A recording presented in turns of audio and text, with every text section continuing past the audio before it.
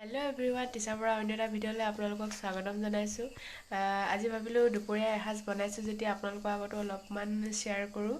সেয়ে কি বনাইছোঁ আপোনালোকৰ আগতো অলপমান দেখাওঁ। তেতিয়াহ'লে ব'লক ভিডিঅ'টো আৰম্ভ কৰোঁ। এয়া হৈছে সৰিয়হ শাক। সৰিয়হ শাক মই অলপমান নিমখ দি তিয়াই ৰাখিছোঁ, যিহেতু বজাৰৰ পৰা আনিছে সেইকাৰণে। আৰু এয়া হৈছে লফা আৰু দুডালমান টেঙেচি টেঙাৰ আগ আছে। আৰু এয়া মাছ এনেদৰে কাটি লৈছোঁ আৰু ইয়াত অকণমান নিমখ আৰু হালধি দি ধুনীয়াকৈ লগাই ল'ম, মিশ্ৰণ কৰি ল'ম ইয়াত। তাৰপিছত মাছখিনি মই মাছকেইডোখৰ অলপমান ফ্ৰাই কৰি ল'ম, সম্পূৰ্ণকৈ ফ্ৰাই নকৰোঁ, হাফ ফ্ৰাই কৰি ল'ম।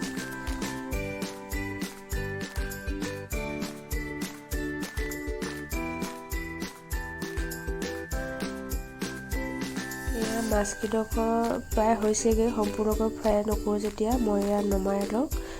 তাৰপিছত মই এতিয়া বাকীখিনি বস্তু ইয়াত যোগাই লৈছিলোঁ। পিঁয়াজ, জলকীয়া দুটা দিছোঁ, শুকান জলকীয়া, ধনিয়া এনেদৰে কুটি লৈছোঁ আৰু ৰচুন আদা পেষ্ট। এতিয়া মই মাছ ভজা তেলখিনিতে ৰাই আৰু জিৰা গুটি দি তেলত ভাজি ল'ম। তাৰপিছত মই ইয়াত শুকান জলকীয়া দুটা ৰাখিছিলোঁ, সেইকেইটা মই ভাঙি পিনি ইয়াত দি দিম, তেলত ফ্ৰাই কৰি ল'ম। তাৰপিছত মই এতিয়া পিঁয়াজ দি দিম। পিঁয়াজখিনি ৰঙচুৱা হোৱালৈকে মই ভাজি ৰাখিম। আৰু ইয়াত এতিয়া মই আদা নহৰু পেষ্ট অলপে দি দিম। আদা নহৰু পেষ্ট অলপ গৰম তেলত এনেকৈ দি দিলে খাবলৈও সোৱাদ হয় আৰু গোন্ধটো বৰ ধুনীয়া ওলায়। এতিয়া মই বিলাহী দুটা কাটি লৈছোঁ, এনেধৰণে ইয়াত দি দিম। বিলাহীখিনি গলি যোৱালৈকে মই ইয়াত ভাজি ৰাখিম। আৰু এইখিনি হয় মানে মই এতিয়া এইফালে বেলেগ যোগাৰ কৰি ল'ম। মাছ আৰু গাজ টেঙাৰ সৈতে মই অলপমান ভাজিম বুলি ভাবিছোঁ। এইফালে বিলাহী মোৰ প্ৰায় গ্ৰেভি হৈ গ'ল। ইয়াত মই এতিয়া সৰিয়হ শাকখিনি দি দিম আৰু নিমখ আপোনালোকে সোৱাদ অনুসৰি দিব। এইখিনি ধুনীয়াকৈ মিশ্ৰণ কৰি লৈ মই এতিয়া ইয়াক অলপমান ভিজাই ৰাখিম। আৰু এইফালে মই কেৰাহী পাতি লৈছোঁ, তেল অলপ দি মই পুঠি মাছ কেইজনী ভাজি ল'ম। ইয়াত মই এইখিনি গাজ টেঙাৰ সৈতে ভাজিম। আৰু এই মাছকেইজনী সিজে মানে মই এইফালে ভাজিখিনি চাই ল'ম।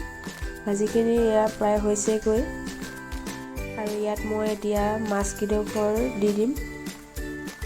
মাছকেইডোখৰ দি ধুনীয়াকৈ মিলাই ল'ম, যাতে ভালকৈ মিলাই ল'ব আপোনালোকেও, যাতে মাছকেইডোখৰ ভাঙি নাযায়। খুব আলসুৱাই লৰাব লাগিব।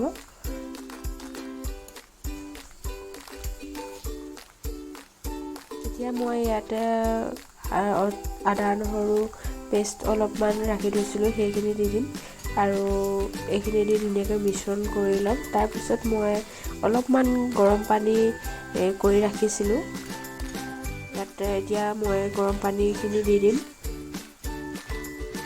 গৰম পানী মই প্ৰায়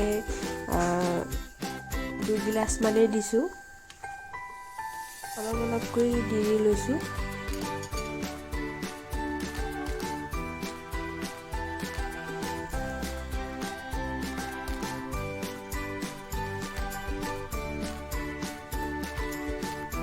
এইফালে পুঠি মাছ কেইজনীও অলপ আধা সিজিলেগৈ, সেইকাৰণে মই ইয়াত এতিয়া পিঁয়াজ দি দিম।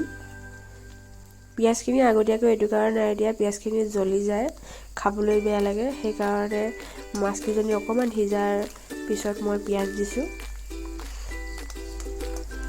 এতিয়া মই ইয়াত অকণমান আদা নহৰু পেষ্ট দি দিম। এইখিনি অলপমান সিজাই ল'ম, পিঁয়াজখিনি ৰঙচুৱা হোৱালৈকে সিজাই ল'ম।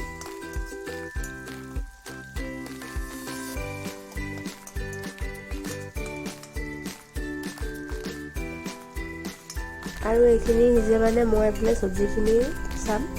চব্জিখিনি প্ৰায় হৈছেগৈ আৰু হালধি অলপ দি দিছোঁ, মই হালধি শেহতীয়াকৈ দিছোঁ আজি। হালধি বৰ বেছিকৈ দিয়া নাই, ঘৰুৱা হালধি যিহেতু অলপমান দিছোঁ। আৰু এইখিনি হয় মানে এতিয়া মই বাকী এইফালে গাজ দি দিছোঁ। গাজ মই পিঁয়াজখিনি ৰঙচুৱা হোৱালৈকে দিয়া নাছিলোঁ, ৰঙচুৱা হোৱাৰ পিছত মই এতিয়া গাজখিনি দি দিছোঁ। আৰু নিমখ আৰু হালধি আপোনালোকে সোৱাদ অনুসৰি দিব।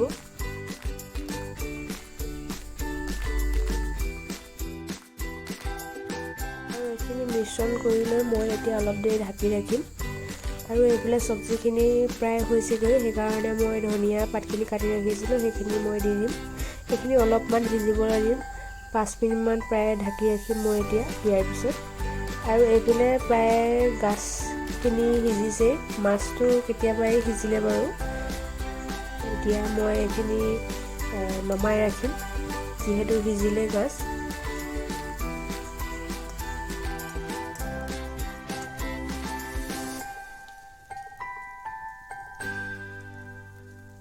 আৰু এইফালেও মোৰ চব্জি প্ৰায় হৈ গ'লগৈ। জোলটো আপোনালোকে যিমান ৰাখে সেইটো আপোনালোকৰ ইচ্ছা অনুসৰি ৰাখিব, মই বেছি জোল ৰখা নাই। মই ইমানতে গেছটো অফ কৰি দিম।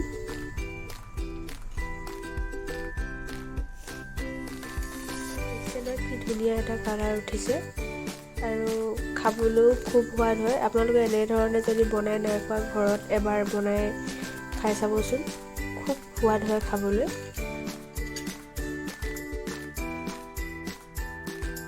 আৰু এইফালে মই থালি তৈয়াৰ কৰি ল'লোঁ। পুনৰ এটি নতুন ভিডিঅ' লগ পোৱাৰ আশাৰে আজিলৈ ইমানতে ভিডিঅ'টো সামৰিছোঁ। Bye bye, take care.